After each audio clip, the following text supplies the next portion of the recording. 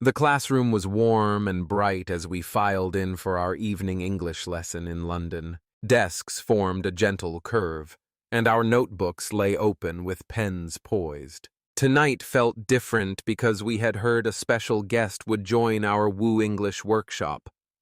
Excitement buzzed quietly among us as we found our seats. I sat at the edge of my chair, heart beating faster than usual.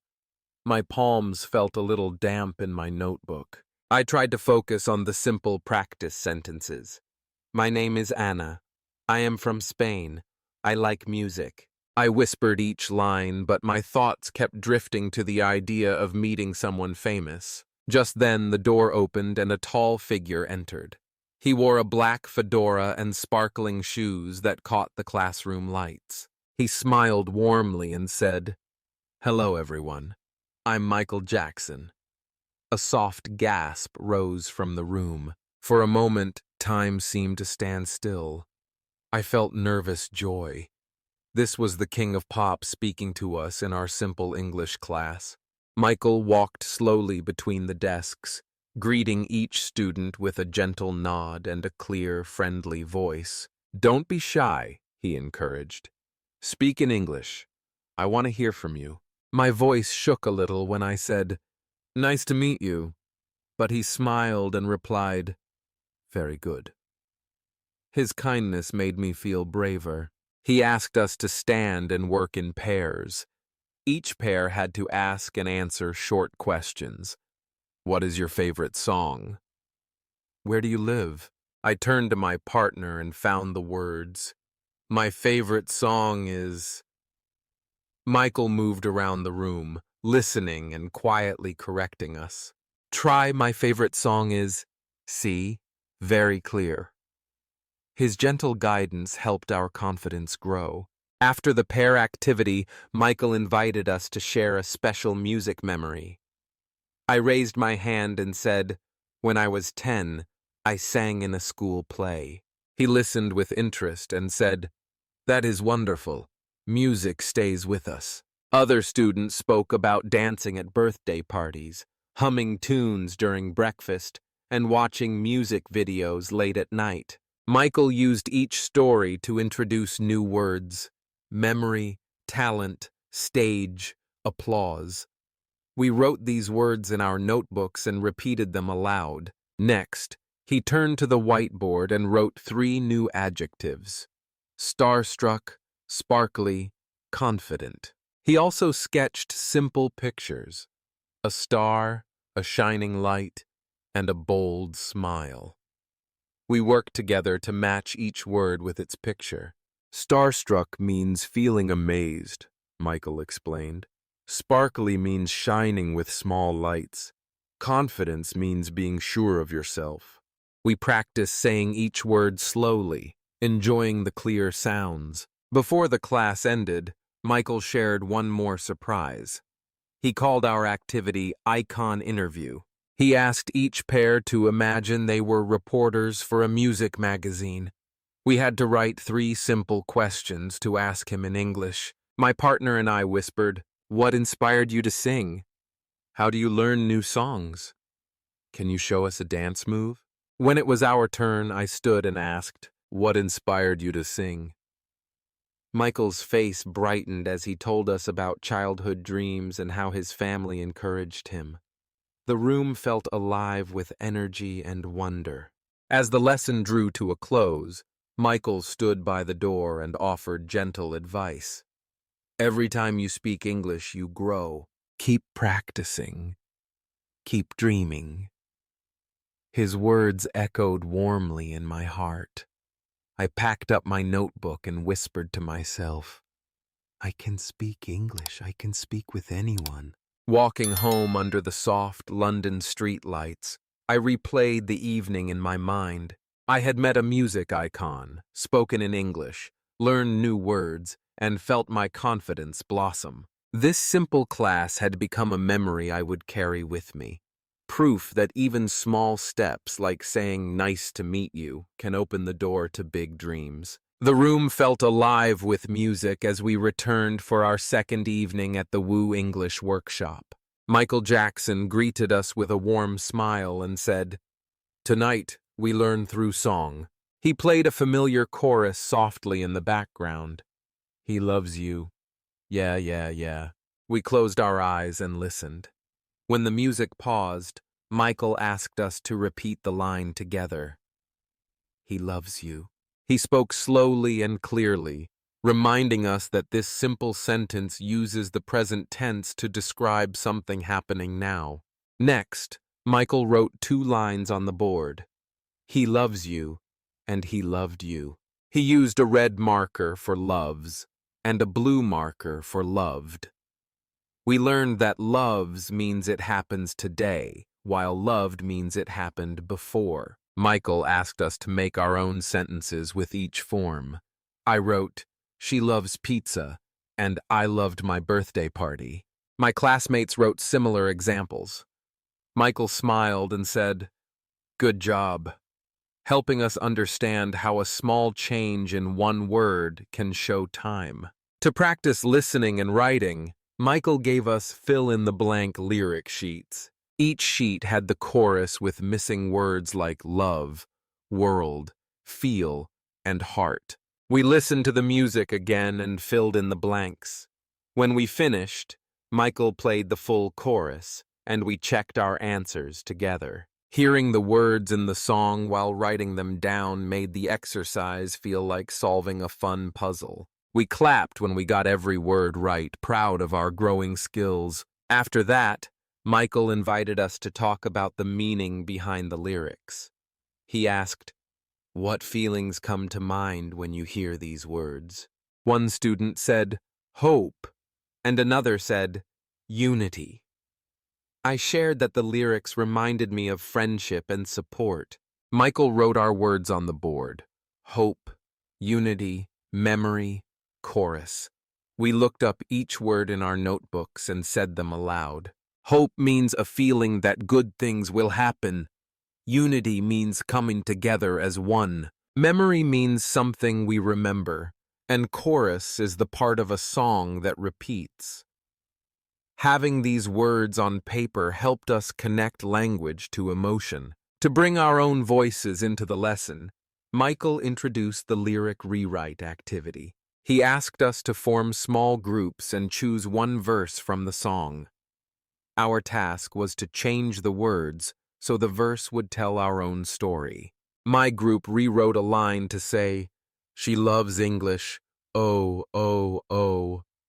Another group wrote about learning to dance, and another wrote about family. We practiced reading our new verses slowly, taking care with each word. Then each group performed our verse for the class. We cheered and encouraged one another. This activity showed us that language can bend to our own lives, making learning personal and memorable.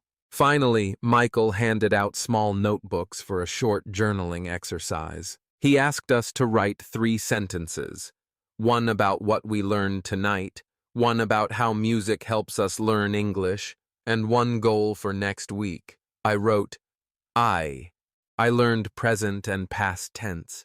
Music helps me remember new words. I will sing 1 English song every day. Writing these sentences helped me see my progress and set a clear plan. Michael collected the notebooks and said, "Keep writing and sharing your stories." As we left the room, I felt excited about using music in my daily practice. The song that first felt like simple entertainment had become a powerful tool for learning English. The final evening at the Woo English workshop felt full of energy and promise. As we stepped into the warmly lit room, a simple banner greeted us with the words, "Your turn to shine." Michael Jackson stood at the front, smiling as he welcomed us back. He said, "Tonight, we celebrate your progress and look ahead to your next steps." His calm voice made me feel proud and ready. We began with a lively vocabulary game. Michael called out words we had learned, and we stood when we knew the meaning, starstruck. I stood and said, "Feeling amazed when you meet someone famous." Memory. I stood again and said, Something you remember? Michael nodded and moved on. Each correct answer earned a round of applause. The simple game helped us recall dozens of new words. Every clap made me smile and feel more confident in my English. After the game, Michael paired us up for a quick true or false quiz about our workshop. He read statements like, "Michael Jackson taught us grammar rules," or "We wrote song lyrics in class." We whispered to our partners, then answered together. When the answer was true, we high-fived. When false, we laughed and corrected ourselves. This activity reinforced what we had learned and made the review fun. Next, Michael introduced an idea to keep our learning alive: the Music and English Club. He explained, "Every Thursday we will meet online or in person. We will sing, share stories, and practice together." He passed out small flyers listing club activities, karaoke nights, flashcards with song snippets, and video diaries where we record short English reflections. I read the suggestions and felt excited. I knew this club would help me practice outside of class and meet other learners who loved music. Michael then asked each of us to share one sentence about how this workshop had changed us. One student said, "I feel braver to speak English." Another said, "Music makes learning fun." When it was my turn, I said, "If I can speak to Michael Jackson, I can speak to anyone." Michael placed his hand over his heart and said, "Your voice matters. Keep using it." Hearing everyone's reflections made me feel part of a supportive community. To practice in new ways, Michael led us in a short multimodal exercise. We formed a circle and repeated the phrase, "Music and English go hand in hand." With each repetition, we added a simple step or a soft clap. The combination of speaking, listening, and movement helped the words settle in our minds. I felt the rhythm in my body as I spoke the phrase. This kinesthetic approach showed me that learning English could involve my whole self, mind and body together. Before the lesson ended, Michael gave us a final challenge. He said, "Choose one full verse of an English song. Learn it by next week. Record yourself singing it or speak it clearly. Share your recording in our club." I pictured myself practicing on my phone and sending the clip to our group. The challenge felt exciting, not scary. It was a chance to put everything I had learned into practice. As we packed our bags, Michael offered a warm farewell. "Every small step makes you shine brighter," he said. "Keep practicing, keep dreaming." His words settled in my heart as I stepped out into the cool London night. I felt proud of how far I had come and eager for the next step. This simple class taught me more than English. It had taught me confidence, connection, and the power of music. Walking home under the streetlights, I whispered to myself, "My turn to shine."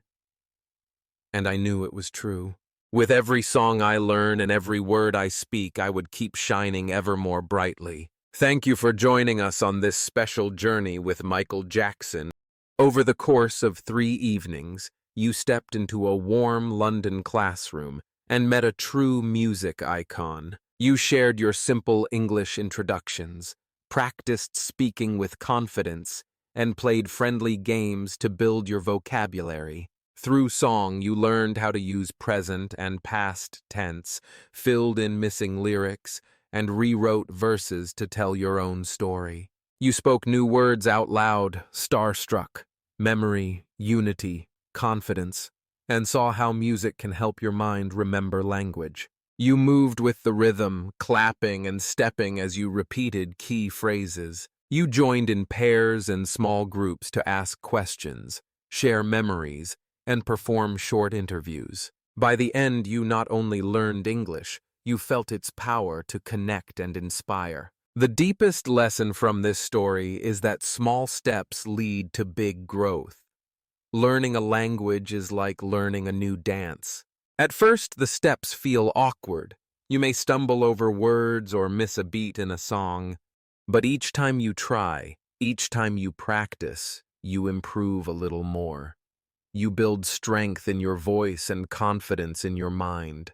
When you listen slowly, repeat carefully, and connect new words to feelings and memories, language becomes part of you. Music, with its rhythm and emotion, makes this process joyful and memorable. You can apply this lesson in your daily life. Choose one song you love in English. Listen to it once or twice each day. Write down a key lyric and practice saying it aloud. Try to feel the meaning behind the words. Record yourself on your phone, then play it back and listen. Share your recording with a friend or in our Music and English Club. Make each small practice a habit. Over time, these moments will add up, and you will find yourself speaking with more ease and confidence. Congratulations on improving your listening and understanding skills by following this story. You have taken real steps to strengthen your English and to build your confidence. Now let's see how well you remember what you learned. What helps you learn English words best? A. Singing along to a song and filling in the blanks. B. Reading long lists of words without context. Please comment A or B below to share your choice and join the conversation. If you enjoyed this workshop, please subscribe to support our channel. Your subscription gives us the motivation to create more helpful content. We work for free to help you learn English, and your donations help cover our costs so we can keep making quality lessons. Thank you for your support, and happy learning.